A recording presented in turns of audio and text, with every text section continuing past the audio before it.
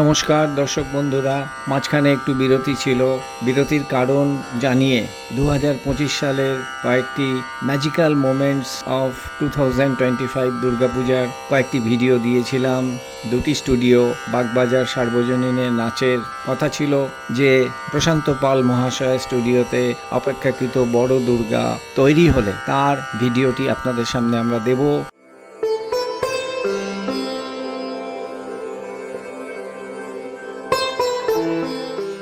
গতকাল মানে 5ই এপ্রিল আমরা গিয়ে দেখলাম যে বড় দুর্গা, আপনাদের মনে আছে অপেক্ষাকৃত যেটি বড় সেটি যাবে হলো লন্ডনে, এবং কোনো কারণে হয়তো পিছনে যে অপেক্ষাকৃত ছোট তৈরি হওয়া ফাইবারের দুর্গাটি রয়েছে যার গন্তব্য ছিল ফিনল্যান্ড, কোনো কারণে সেটি এখনো রওনা করা যেতে পারেনি।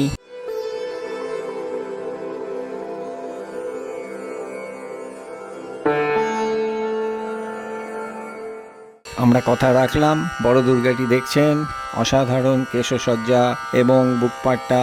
আচ্ছা, হঠাৎ করে এই সাদা দুর্গাটি কেন? প্রশান্ত পাল মহাশয়েরই আরেকটি স্টুডিওতে আমরা এই ছোট দুর্গা ফাইবারের এক চালার দেখলাম।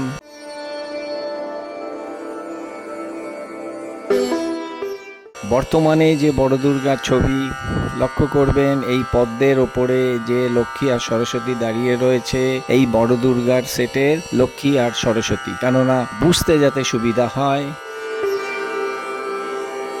লক্ষ্মী দেখলেন, সরস্বতী দেখলেন, এবং সেই সহকর্মী সহশিল্পী বাসুদেব পাল মহাশয়, তিনি এক হাতে কেশও লাগিয়ে চলেছেন।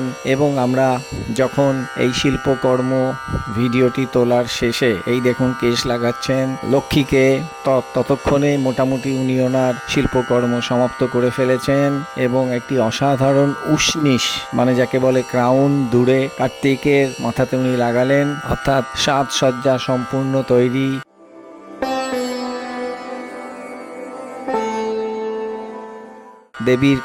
দেবীর আঁচল এবং দেবীর বুকপাট্টা, কানপাশা, মুকুট সমস্ত কিছুই বায়নার সাথে সাথে রেডি।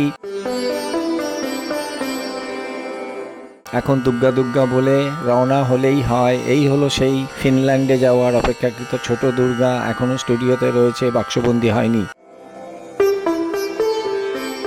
এর মাঝখানে যে একটি অপেক্ষাকৃত ছোট সাদা মার্বেল রঙের দুর্গাকে দেখালাম, সেখানেই এই একটি বড় দুর্গা তৈরি হচ্ছে এবং এটি শিল্পীর ভাষায় একটি অসাধারণ রূপ নেবে এই মা দুর্গা। তো যথা সময়ে, সময় তো লাগে, একটু ধৈর্য দেবেন, আমাদের সাথে থাকবেন। এই সাদা দুর্গাও যখন তৈরি হবে সেটিও আমরা আপনাদের সামনে দেখাবো। এবার পেছনে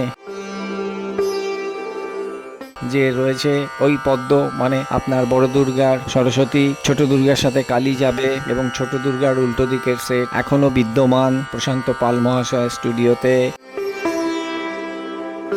নতুন জিনিস দেখতে কার না ভালো লাগে, আপনাদেরও ভালো লাগে, তবে সময়টা দিতে লাগে।